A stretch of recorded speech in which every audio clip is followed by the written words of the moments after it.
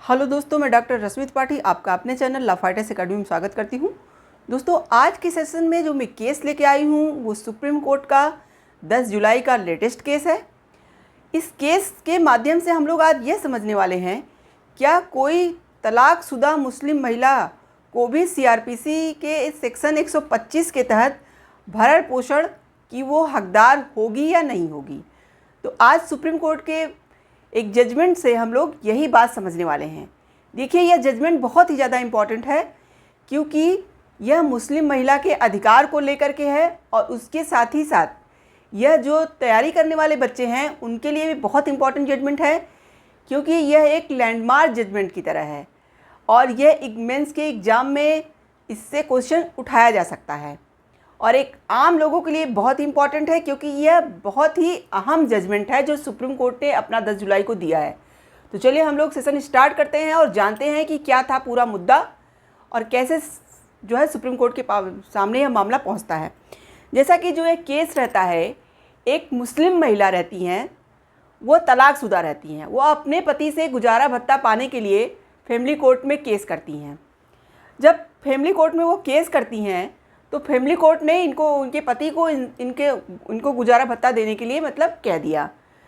तो इनके पति जो थे इस गुजारा भत्ता को न दे, उनको पसंद नहीं आया, मतलब फैमिली कोर्ट का जजमेंट, और वो इसके जो है आगे हाई कोर्ट चले गए। हाई कोर्ट में गए तो हाई कोर्ट में जब केस चला तो हाई कोर्ट ने भी जो है महिला को, अभी भरण पोषण का तो पूरा जजमेंट नहीं आया था, लेकिन एक अंतरिम भरण पोषण देने के लिए इनसे बोला और कहा कि भाई अंतरिम जो है भरण पोषण तब दिया जाता है कि जब महिला भाई अपना जो केस वगैरह लड़ रही है उसका खर्चा कहाँ से चलाएगी। इसीलिए जो है यहाँ पे तेलंगाना हाई कोर्ट ने यह कहा कि महिला को अंतरिम भरण पोषण आप दीजिए। तब इनके पति ने क्या किया कि इनको जो है, जब हाई कोर्ट का यह जजमेंट समझ में नहीं आया, तब वो इसकी अपील लेकर के सुप्रीम कोर्ट जाते हैं। अब देखिए, मामला सुप्रीम कोर्ट तक पहुँच गया और सुप्रीम कोर्ट में के सामने एक बात आती है।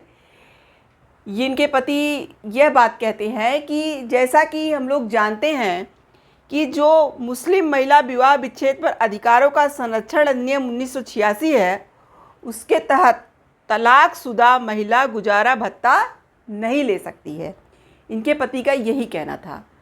तो चलिए हम लोग जानते हैं कि सुप्रीम कोर्ट ने इनकी बातों को जब सुना और सारी बातों को समझा तो क्या जजमेंट दिया और कौन से जस्टिस थे जो इस जजमेंट की सुनवाई कर रहे थे।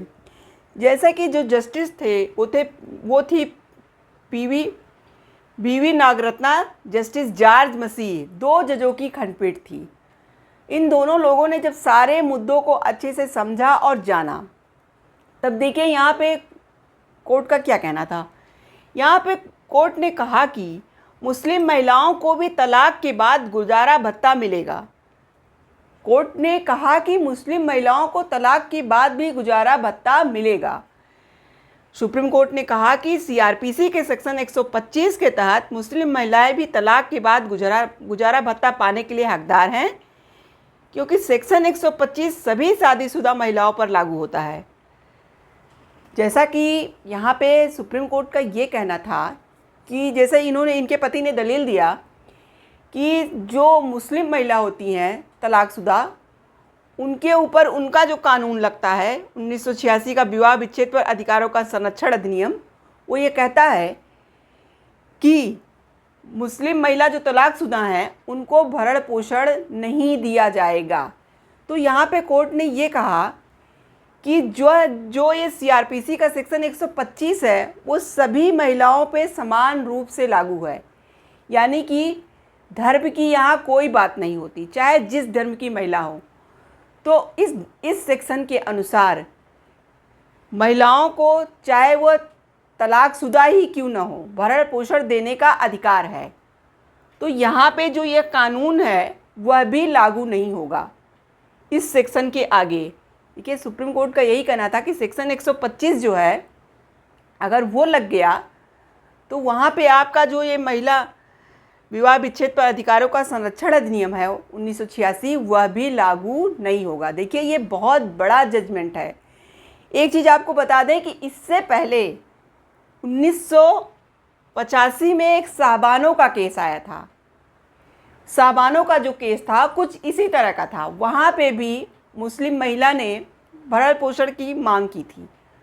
तो वहाँ पे भी सुप्रीम कोर्ट ने 1985 में यह जजमेंट दिया था कि सीआरपीसी का सेक्शन 125 जो है वो धर्म की बात नहीं करता, वो सभी धर्मों पर समान रूप से लागू है।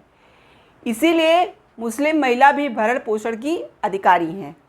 लेकिन इस जो है जजमेंट का बहुत विरोध किया गया था और इतना विरोध हुआ कि बाद में 1986 में वही बनाया गया विवाह विच्छेद पर अधिकारों का संरक्षण मुस्लिम महिला पे। तो वहाँ पे तब कहा गया कि मुस्लिम महिलाएं तलाकशुदा अगर हैं तो वह भरण पोषण नहीं पा सकती हैं। कहा गया जब तक इद्दत इनका ख़त्म हो, अगर इद्दत चलता रहता है तो इनको भरण पोषण दिया जा सकता है, लेकिन जैसे ही इद्दत इनकी ख़त्म होती है इनको भरण पोषण नहीं दिया जाएगा। अब इद्दत मुस्लिम का एक नियम कानून होता है, तलाक के बाद महिलाओं को उतने दिन तक इद्दत निभाना पड़ता है। तो ये मामला था।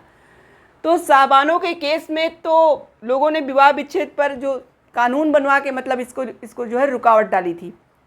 लेकिन आज इतने सालों बाद कोर्ट ने फिर अपने जजमेंट को फिर से दोहराया है।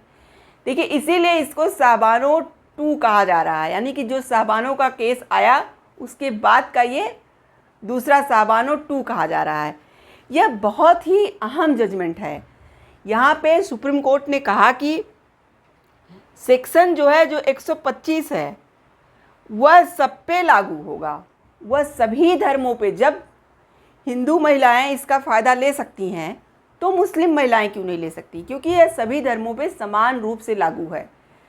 तो यहाँ पे उन्होंने कहा कि जो आपका मुस्लिम महिला विवाह विच्छेद पर अधिकारों का संरक्षण अधिनियम 1986 बनाया गया है, वहाँ पे यह भी काम नहीं करेगा। सीआरपीसी का सेक्शन जो 125 है उसके आगे यह नियम भी काम नहीं करेगा।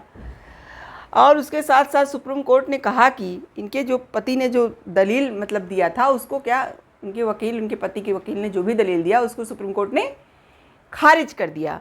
और सुप्रीम कोर्ट ने कहा कि गुजारा भत्ता देना दान नहीं है। कोर्ट ने यहाँ पे कहा कि महिलाओं को जो गुजारा भत्ता दिया जाता है वह कोई दान नहीं है, वह जो है बल्कि शादीशुदा महिलाओं का मूलभूत एक अधिकार है। उसके साथ ही साथ कोर्ट ने कहा कि ये अधिकार धर्म की सीमाओं से परे है। धर्म इस अधिकार को मतलब रोक नहीं सकता। यह जो है धर्म की सीमाओं से परे है और सभी विवाहित महिलाओं के लिए लैंगिक समानता और आर्थिक सुरक्षा के सिद्धांत को मजबूत करता है। और उसके साथ ही साथ कोर्ट ने कहा कि हम इस अपील को खारिज करते हैं और सीआरपीसी सेक्शन 125 सभी महिलाओं पर लागू होता है, सिर्फ शादीशुदा पर ही नहीं। यहाँ पे कोर्ट का ये कहना था कि जो सीआरपीसी का सेक्शन 125 है वो सिर्फ शादीशुदा महिलाओं पे ही नहीं लागू होता।